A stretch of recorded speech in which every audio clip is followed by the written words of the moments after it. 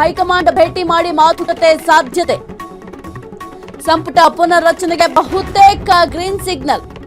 KPCC ಅಧ್ಯಕ್ಷ ಸ್ಥಾನದ ಬಗ್ಗೆಯೂ ಚರ್ಚೆ ಸಾಧ್ಯತೆ. ಪುನರ್ರಚನೆಯಾದ್ರೆ ಯಾರು ಇನ್, ಯಾರು ಔಟ್ ಆಗ್ತಾರೆ? ಹೈಕಮಾಂಡ್ ಒಪ್ಪಿದ್ರೆ ಸುಮಾರು 15 ಮಂದಿ ಔಟ್. ಪ್ರಾದೇಶಿಕವಾರು, ಜಾತಿವಾರು ಮಣೆ ಹಾಕಲು ಪ್ಲಾನ್. ಯಾರಿಗಾದ್ರೂ ಕೊಕ್ಕು ಕೊಟ್ರೆ ಅದೇ ಸಮುದಾಯಕ್ಕೆ ಮಣೆ. ಮುಂದಿನ ವಾರ ಸಿದ್ದರಾಮಯ್ಯ ಅವರು ದೆಹಲಿ ಯಾತ್ರೆಯನ್ನ ಮಾಡ್ತಾರೆ. ಈ ಒಂದು ದೆಹಲಿ ಯಾತ್ರೆಯ ಸಂದರ್ಭದಲ್ಲಿ ಹೈಕಮಾಂಡ್ ಭೇಟಿ ಮಾಡಿ ಈ ಒಂದು ಸಚಿವ ಸಂಪುಟ ಪುನರ್ರಚನೆ ವಿಚಾರಕ್ಕೆ ಸಂಬಂಧಪಟ್ಟಂತೆ ಮಾತುಕತೆ ಮಾಡುವ ಸಾಧ್ಯತೆಗಳು ಕೂಡ ಇದೆ. ಇನ್ನು ಈ ಒಂದು ಸಚಿವ ಸಂಪುಟ ಪುನರ್ರಚನೆ ಬಹುತೇಕ ಹೈಕಮಾಂಡ್ ನಿಂದ ಗ್ರೀನ್ ಸಿಗ್ನಲ್ ಸಿಗುವ ಸಾಧ್ಯತೆಗಳು ಕೂಡ ಇದೆ. ಯಾಕೆಂತಂದ್ರೆ ಇತ್ತೀಚೆಗಷ್ಟೇ ಕೆಲವೊಂದಿಷ್ಟು ಶಾಸಕರು ದೆಹಲಿ ಯಾತ್ರೆಯನ್ನ ಕೈಗೊಂಡಿದ್ರು. ಮಲ್ಲಿಕಾರ್ಜುನ ಖರ್ಗೆ ಅವರನ್ನು ಕೂಡ ಭೇಟಿ ಮಾಡಿದ್ರು. ಜೊತೆಗೆ ಸುರ್ಜೇವಾಲಾ ಅವರನ್ನು ಕೂಡ ಭೇಟಿ ಮಾಡಿದ್ರು. ಈ ಒಂದು ಸಚಿವ ಸಂಪುಟ ಪುನರ್ರಚನೆ ವಿಚಾರಕ್ಕೆ ಸಂಬಂಧಪಟ್ಟಂತೆ ಸಾಕಷ್ಟು ಮಾತುಕತೆ ಕೂಡ ನಡೆಸಿದ್ರು. ಹಾಗಾಗಿ ಹತ್ರದಲ್ಲೇ ಹೈಕಮಾಂಡ್ ಈ ಒಂದು ಸಚಿವ ಸಂಪುಟ ಪುನರ್ರಚನೆಗೆ ಗ್ರೀನ್ ಸಿಗ್ನಲ್ ನೀಡುವ ಸಾಧ್ಯತೆಗಳು ಕೂಡ ಇದ್ದಾವೆ. ಜೊತೆಗೆ ಕೆಪಿಸಿಸಿ ಅಧ್ಯಕ್ಷ ಸ್ಥಾನದ ಬಗ್ಗೆ ಕೂಡ ಚರ್ಚೆ ಮಾಡುವ ಸಾಧ್ಯತೆ ಇದೆ. ಯಾಕೆಂತಂದ್ರೆ ಈಗ ಈ ಒಂದು ಕೆಪಿಸಿಸಿ ಅಧ್ಯಕ್ಷ ಸ್ಥಾನ ಡಿ.ಕೆ. ಶಿವಕುಮಾರ್ ಅವರ ಅಧೀನದಲ್ಲೇ ಇದೆ. ಹಾಗಾಗಿ ಕೆಪಿಸಿಸಿ ಪಟ್ಟವನ್ನ ಯಾರಿಗಾರು ಬಿಟ್ಕೊಡ್ತಾರಾ? ಯಾಕೆಂತಂದ್ರೆ ಒಂದು ಕೆಪಿಸಿಸಿ ಆಕಾಂಕ್ಷಿಗಳ ಪಟ್ಟಿ ಕೂಡ ದೊಡ್ಡದಾಗಿದೆ. ಮುಖ್ಯವಾಗಿ ಸತೀಶ್ ಜಾರಕಿಹೊಳಿ ಅವರು ನಾವು ಕೂಡ ಕೆಪಿಸಿಸಿ ಅಧ್ಯಕ್ಷರಾಗೋದಕ್ಕೆ ಬಯಸ್ತೀವಿ ಅಂತ ಕೂಡ ಹೇಳಿದ್ರು. ಹಾಗಾಗಿ ಈ ಒಂದು ಕೆಪಿಸಿಸಿ ಅಧ್ಯಕ್ಷ ಸ್ಥಾನದ ಬಗ್ಗೆ ಕೂಡ ಡಿಸಿಷನ್ ತೆಗೆದುಕೊಳ್ತಾರಾ ಅಂತ ನೋಡ್ಬೇಕು. ಇನ್ನು ಫ್ರೀಡಂ ಟಿವಿಯಲ್ಲಿ ಸಿದ್ದರಾಮಯ್ಯ ಟೀಮ್ನ list: KN Rajanna, Basavaraja Rayareddy, UT Khader, Pradeep Eshwar, B Nagendra, TB Jayachandra, Ashok Pathan, SN Subbareddy, Hampanagouda, Basavaraja Shivannanavar, Prasad Abbaiah, Yashavantarayagouda Patil, K Shadakshari, Laxman Savadi, Appaji Nadagouda, Priyakrishna, Raghavendra Hitnal, Roopakala, M Shashidhar.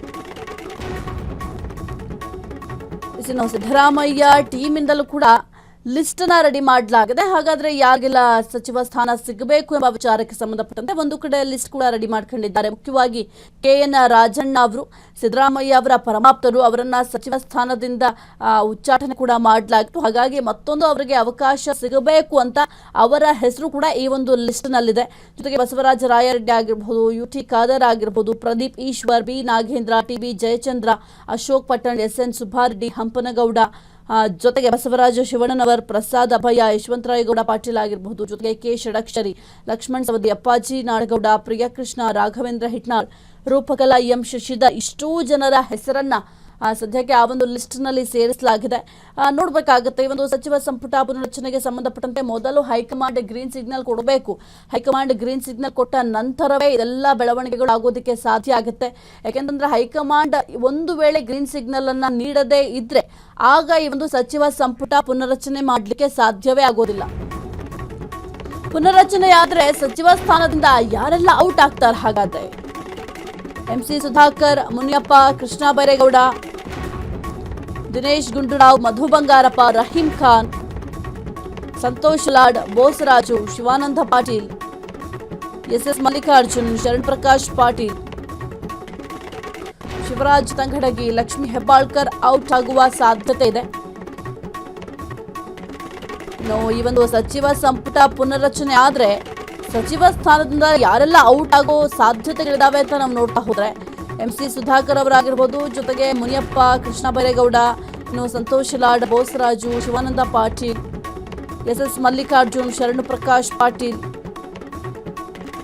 Shivraj Tangadagi, Lakshmi Hebbalkar out ಆಗುವ ಸಾಧ್ಯತೆ ಕೂಡ ಇದೆ. ಈಗ ಪುನರ್ರಚನೆ ಆದ್ರೆ ಕೆಲವೊಂದಿಷ್ಟು ಸಚಿವರು ತಮ್ಮ ಸ್ಥಾನವನ್ನ ಕಳ್ಕೊಳ್ಬೇಕಾಗತ್ತೆ. ಜೊತೆಗೆ ಈ ಒಂದು ಸಚಿವ ಸ್ಥಾನ ನೀಡುವಂತಹ ಸಂದರ್ಭದಲ್ಲಾಗಿರಬಹುದು ಅಥವಾ ಸಚಿವ ಸ್ಥಾನದಿಂದ ಯಾರನ್ನಾದ್ರೂ ಕೈ ಬಿಡುವಂತಹ ಸಂದರ್ಭದಲ್ಲೂ ಕೂಡ ಬಹಳ ಲೆಕ್ಕಾಚಾರವನ್ನ ಮಾಡಲಾಗುತ್ತೆ. ಸಚಿವ ಸ್ಥಾನದ ವಿಚಾರಕ್ಕೆ ಸಂಬಂಧಪಟ್ಟಂತೆ ಸದ್ಯಕ್ಕೆ ಯಾರೆಲ್ಲ ಇನ್ ಆಗ್ತಾರೆ, ಯಾರೆಲ್ಲ ಔಟ್ ಆಗ್ತಾರೆ ಎಂಬ ವಿಚಾರ ಕೂಡ ಬಹಳ ಚರ್ಚೆ ಆಗ್ತಾ ಇದೆ. ಇದರ ಜೊತೆಗೆ ಈ ಒಂದು ಸಚಿವ ಸಂಪುಟ ಪುನರಚನೆ ಆದ್ರೆ ನಾಯಕತ್ವ ಬದಲಾವಣೆ ಆಗೋದು ಬಹುತೇಕ ಡೌಟ್ ಅಂತ ಕೂಡ ಹೇಳಲಾಗ್ತಾ ಇದೆ. ಹಾಗಾಗಿ ಸದ್ಯಕ್ಕೆ ಏನಾದ್ರೂ ಗ್ರೀನ್ ಸಿಗ್ನಲ್ ಕೊಡುತ್ತಾ ಹೈಕಮಾಂಡ್ ಈ ಒಂದು ಸಚಿವ ಸಂಪುಟ ಪುನರಚನೆ ಮಾಡ್ಲಿಕ್ಕೆ, ಒಂದು ವೇಳೆ ಸಚಿವ ಸಂಪುಟ ಪುನರಚನೆ ಮಾಡ್ಲಿಕ್ಕೆ ಏನಾದ್ರೂ ಹೈಕಮಾಂಡ್ ಗ್ರೀನ್ ಸಿಗ್ನಲ್ ಕೊಟ್ರೆ ಆಗ ಡಿ.ಕೆ. ಶಿವಕುಮಾರ್ ಅವರ ನಡೆ ಏನಿರುತ್ತೆ, ಜೊತೆಗೆ ಕೆಪಿಸಿಸಿ ಸ್ಥಾನಕ್ಕೂ ಕೂಡ ಕುತ್ತು ಬರುತ್ತಾ, ಸಾಕಷ್ಟು ಪ್ರಶ್ನೆಗಳಿದ್ದಾವೆ. ಆಲ್ರೆಡಿ ಈಗ ದೆಹಲಿಯಲ್ಲಿ ಡಿ.ಕೆ. ಶಿವಕುಮಾರ್ ಅವರು ಠಿಕಾಣಿಯನ್ನ ಹೂಡಿದ್ದಾರೆ. ಜೊತೆಗೆ ಡಿ.ಕೆ. ಶಿವಕುಮಾರ್ ಅವರ ಆಪ್ತರು ಕೂಡ ಈಗ ದೆಹಲಿಯಲ್ಲೇ ವಾಸ್ತವ್ಯವನ್ನ ಹೂಡಿದ್ದಾರೆ. ಹೈಕಮಾಂಡ್ ಭೇಟಿ ಮಾಡಲಿಕ್ಕೆ ಬಹಳ ಕಸರತ್ತನ್ನು ಕೂಡ ಮಾಡ್ತಾ ಇದ್ದಾರೆ. ಇನ್ನು ಮಲ್ಲಿಕಾರ್ಜುನ ಖರ್ಗೆ ಅವರನ್ನು ಕೂಡ ಡಿ.ಕೆ. ಶಿವಕುಮಾರ್ ಅವರು ಭೇಟಿ ಮಾಡಿದ್ರು, ಸಾಕಷ್ಟು ವಿಚಾರಗಳ ಬಗ್ಗೆ ಚರ್ಚೆ ಮಾಡಿದ್ರು. ಮುಖ್ಯವಾಗಿ ಒಂದು ನಾಯಕತ್ವ ಬದಲಾವಣೆ ವಿಚಾರ ಆಗಿರ್ಬೋದು, ಸಚಿವ ಸಂಪುಟ ಪುನರ್ರಚನೆ ವಿಚಾರ ಆಗಿರ್ಬೋದು, ಜೊತೆಗೆ ಒಂದು ಕೆಪಿಸಿಸಿ ಸ್ಥಾನದ ಬಗ್ಗೆ ಕೂಡ ಸಾಕಷ್ಟು ಚರ್ಚೆ ಕೂಡ ನಡೆಸಿದ್ರು. ಸದ್ಯಕ್ಕೆ ದೆಹಲಿಯಲ್ಲೇ ವಾಸ್ತವ್ಯವನ್ನು ಹೂಡಿದ್ದಾರೆ. ರಾಹುಲ್ ಗಾಂಧಿ ಅವರನ್ನ ಭೇಟಿ ಮಾಡಲಿಕ್ಕೆ ವೆಯ್ಟ್ ಮಾಡ್ತಾ ಇದ್ದಾರಾ ಅಂತ. ಯಾಕೆಂತಂದ್ರೆ ಸದ್ಯಕ್ಕಂತೂ ರಾಹುಲ್ ಗಾಂಧಿ ಅವರು ಯಾರ ಕೈಗೂ ಕೂಡ ಸಿಕ್ಕಿಲ್ಲ. ಮುಖ್ಯವಾಗಿ ಡಿ.ಕೆ. ಶಿವಕುಮಾರ್ ಅವರು ಎಷ್ಟು ಬಾರಿ ದೆಹಲಿ ಯಾತ್ರೆಯನ್ನ ಕೈಗೊಂಡ್ರು ಕೂಡ ರಾಹುಲ್ ಗಾಂಧಿ ಅವರನ್ನ ಭೇಟಿ ಮಾಡಲಿಕ್ಕೆ ಸಾಧ್ಯವೇ ಆಗಿಲ್ಲ. ಆದ್ರೆ ಈಗ ರಾಹುಲ್ ಗಾಂಧಿ ಅವರು ಸಮಯಾವಕಾಶವನ್ನ ಕೊಡ್ತಾರಾ ಅಂತ ಕೂಡ ನೋಡ್ಬೇಕಾಗತ್ತೆ. ಜೊತೆಗೆ ಒಂದು ಸಚಿವ ಸಂಪುಟ ಪುನರಚನೆ ಏನಾದರೂ ಆದರೆ ಹೊಸಬರಿಗೆ ಮಣೆ ಹಾಕುವ ಸಾಧ್ಯತೆಗಳು ಕೂಡ ಇರುತ್ತೆ. ಜೊತೆಗೆ ಒಂದು ಸಚಿವ ಸಂಪುಟ ಪುನರಚನೆಯ ಸಂದರ್ಭದಲ್ಲಿ ಸಾಕಷ್ಟು ಲೆಕ್ಕಾಚಾರ ಕೂಡ ಮಾಡ್ತಾರೆ. ಈಗ ಪ್ರಸ್ತುತ ಇರುವಂತಹ ಸಚಿವರು ಯಾವ ರೀತಿ ಕಾರ್ಯವೈಖರಿಗಳನ್ನ ಮಾಡಿದ್ದಾರೆ, ಕೊಟ್ಟಂತಹ ಜವಾಬ್ದಾರಿಯನ್ನು ಯಾವ ರೀತಿ ನಿಭಾಯಿಸಿದ್ದಾರೆ, ಜೊತೆಗೆ ಅವರ ಒಂದು ಪ್ರೋಗ್ರೆಸಿವ್ ರಿಪೋರ್ಟ್ ಏನು ಹೇಳುತ್ತೆ ಅದೆಲ್ಲವನ್ನು ಕೂಡ ನೋಡಿ, ಜೊತೆಗೆ ಅದೆಲ್ಲದರ ಬಗ್ಗೆ ಕೂಡ ಅವಲೋಕನ ಮಾಡಿ ಆ ನಂತರ ಯಾವ ಸಚಿವರನ್ನ ಔಟ್ ಮಾಡಬೇಕು ಅಂತ ನಿರ್ಧಾರವನ್ನು ಮಾಡಲಾಗುತ್ತೆ. ಜೊತೆಗೆ ಈಗ ಹೊಸಬರಿಗೆ ಮಣೆ ಹಾಕುವಂತಹ ಸಂದರ್ಭದಲ್ಲೂ ಕೂಡ ಅವರು ಎಷ್ಟು ಬಾರಿ ಗೆದ್ದು ಶಾಸಕರಾಗಿದ್ದಾರೆ, ಜನರ ಮನಸ್ಸನ್ನ ಯಾವ ರೀತಿ ಗೆದ್ದಿದ್ದಾರೆ, ಜೊತೆಗೆ ಜನರ ಬೆಂಬಲ ಯಾವ ರೀತಿ ಇದೆ, ಕೊಟ್ಟಂತಹ ಜವಾಬ್ದಾರಿನ ಯಾವ ರೀತಿ ನಿಭಾಯಿಸ್ತಾರೆ ಅದೆಲ್ಲವನ್ನು ಕೂಡ ಲೆಕ್ಕಾಚಾರ ಮಾಡ್ತಾರೆ. ಅದೆಲ್ಲವನ್ನು ಕೂಡ ಲೆಕ್ಕಾಚಾರ ಮಾಡಿದ ನಂತರ ಅವರಿಗೆ ಸಚಿವ ಸ್ಥಾನ ನೀಡುವ ಸಾಧ್ಯತೆಗಳಿದ್ದಾವೆ.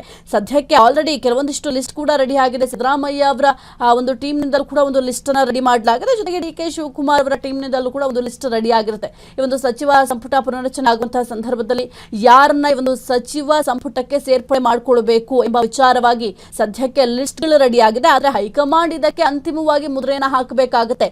High command decision final. ಹಾಗಾಗಿ ಹೈಕಮಾಂಡ್ ಗ್ರೀನ್ ಸಿಗ್ನಲ್ ಕೊಟ್ಟ ನಂತರವೇ ಈ ಒಂದು ಸಚಿವ ಸಂಪುಟ ಪುನರಚನೆ ಆಗುವುದು.